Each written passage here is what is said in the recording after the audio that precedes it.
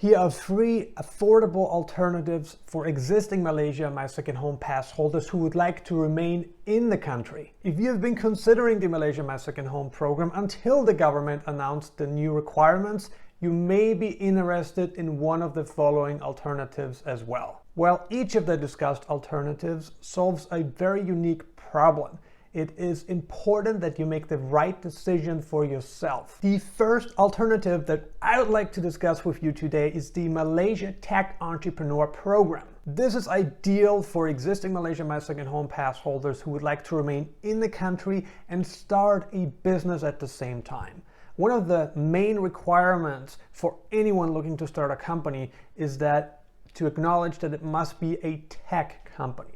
So it has to be anything related to internet, to technology, okay? It can be a marketing agency, it can be an outsourcing firm. It just has to be anything related to the internet, to technology. There is no minimum age requirement, so that's good. Basically, there's 2 types of visas. The new entrepreneur visa, which is valid for 1 year, and the established entrepreneur visa, which is valid for 5 years. Both visas can be renewed once the next steps are completed. What do I mean by the next steps? So you need to go to Malaysia. If you get the 1-year visa, you need to start a business. You need to set up the business within 1 year so you can renew your visa. And the 5-year established entrepreneur visa can be renewed as well. Let's have a look at the requirements. To get approved for either of these options, you need to create a business pitch deck, which can be a PDF or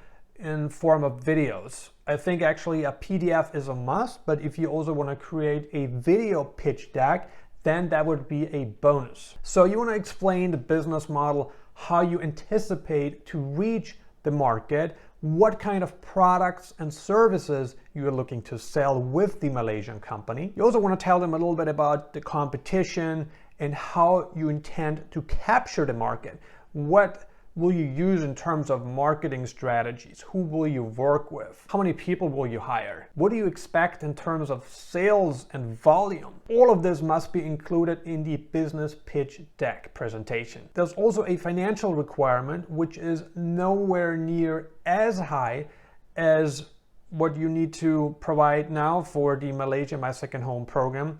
And it looks like this. For the new entrepreneur, you need to provide bank statements from the past 3 months proving at least 50,000 ringgit in balance. Same goes for the established entrepreneur. You are required to have a minimum account balance of 50,000 ringgit. A criminal record certificate is required for both visas. You also need a personal bond agreement with an MTEP, which stands for Malaysia Tech Entrepreneur, recognized partner, so a digital hub, co-working space. And the established entrepreneur needs a declaration from a Malaysian sponsor. There's a catch. A new entrepreneur cannot bring a spouse to Malaysia with the new entrepreneur visa. This may be possible at a later point once the business has been set up. Another alternative is the spousal visa, which is ideal for a foreigner in a relationship with a Malaysian looking to get married. A definite option for a single guy as well. The spousal visa is valid anywhere from 6 months to 5 years. It is just a social visit pass. You also don't get a work permit through your spouse. If you want to work in Malaysia,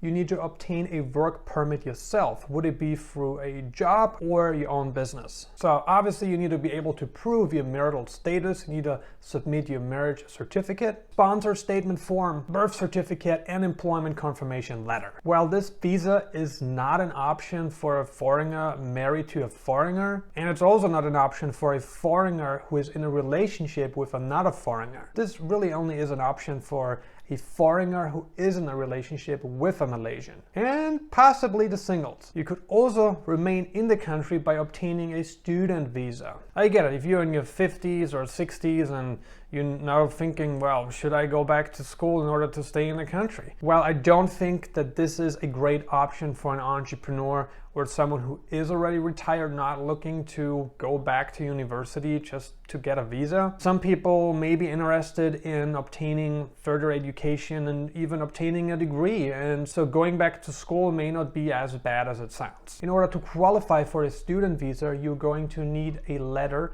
from an institution stating the exact program you're looking to start. You need to fill out the student visa application form, provide your academic records, show evidence of security and personal bond, and you also need to provide a health certificate. All right, let's have a look at the positives and the negatives. On the positive side, I think each of these visas is more affordable than the Malaysia My Second Home visa, and it allows you to remain in the country until you've found another solution. On the negative, this is not a one-size-fits-all solution. As you can see, each of these visas solves a very unique issue. So unless you're looking to start a business, go back to school, or marry a Malaysian, you're probably going to need to find another option. And you really have to consider if you want to commit to something that you don't want to do. I mean, it's okay doing it for maybe a year or 2 years, but doing this for the rest of your life is a whole other story. What do you think of these alternatives? Do you think existing Malaysia My Second Home pass holders will consider